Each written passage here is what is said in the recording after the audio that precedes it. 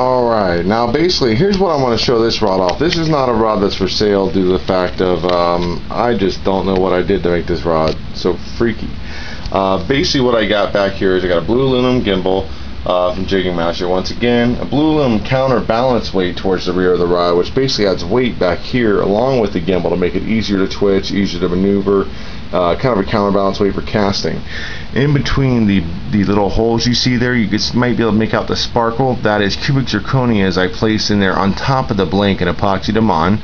You then go up to a pack bay minimum seat where basically you get a full exposed grip on a spinning reel, blue trim band here, down locking foregrip, blue aluminum check sleeves here, which basically I call them, I don't know the term. I taught myself how to build rods.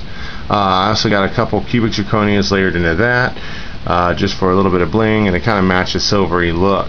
Also, the other thing I did is on the foregrip, basically I gave a texture to an undergrip, which is basically the moose skin. Gave it a texture design, kind of felt comfortable to me. Then I put a shrink wrap on top of it, a heat shrink tube, to give it that waterproof and good feel. Then I went on, and obviously my personal favorite guides definitely have to be the recoils. So basically I'm running blue, black, silver on this whole rod.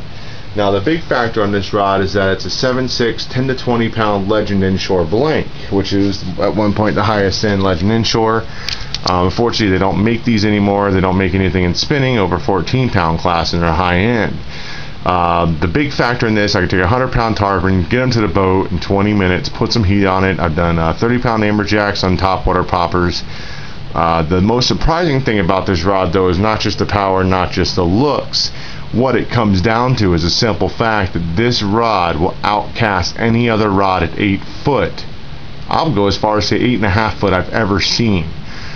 We took 5/8 ounce skitter walks, put them on there, and basically with 40 pound samurai braid with no wind, we had to go to a football field. We hit 90 yards on some casts. Minimum cast was about 70 yards. This isn't feet, these are yards.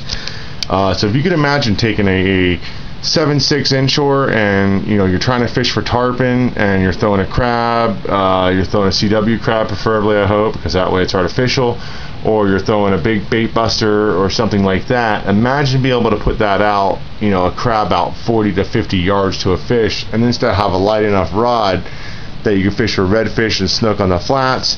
If a cobia runs across the flat, boom, cast to them, because you're going to have plenty of line capacity, plenty of ass on this thing. It's balanced out to where the rear is super, I wouldn't say super heavy, but it's maintaining all the weight back here, where all the lightness is up here, making it almost like a fencing sword, or like holding the head of a hammer down here rather than the handle of the hammer down here. It's very, very fast rod, very responsive, very sensitive. You feel everything due to the fact that you're literally touching the blank at all times in your hand. This rod is not for sale.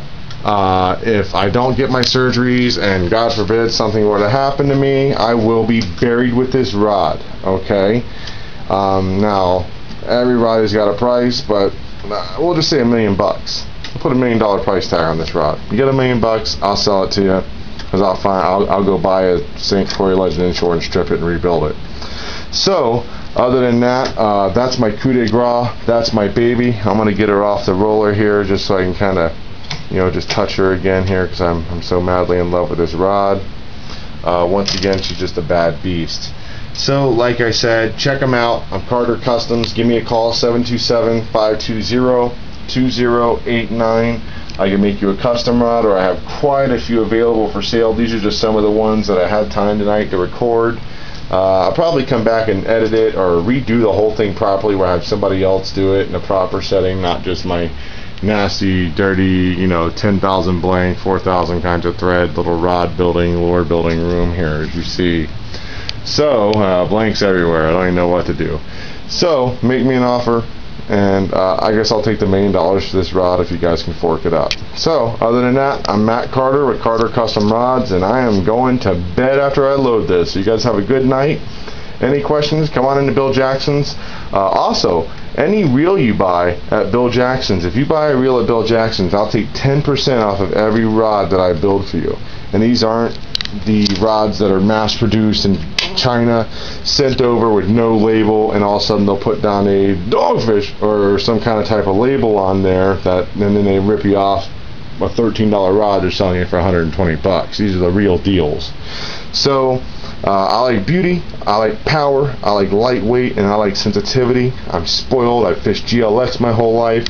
When Loomis took a dump, when Shimano destroyed G Loomis, in my personal opinion, I was spoiled, had nowhere to go, so I started building rods. So here you go. Take another look at it there. It's I just love this thing. I've literally never cast a finer rod in my life, and that's why I'm not selling it, because if I can get my hands on more of these 7/6, 10 to 20 blanks, I would make you one, but this one is mine. I will take it to my grave. So, or we can fight for it. Arm wrestle, thumb wrestle. Alright, I'm going to go load these up to YouTube. You guys have a good night, and thanks for looking at all my videos, and hopefully I'll get better versions of them here soon. And it's getting late. Good night.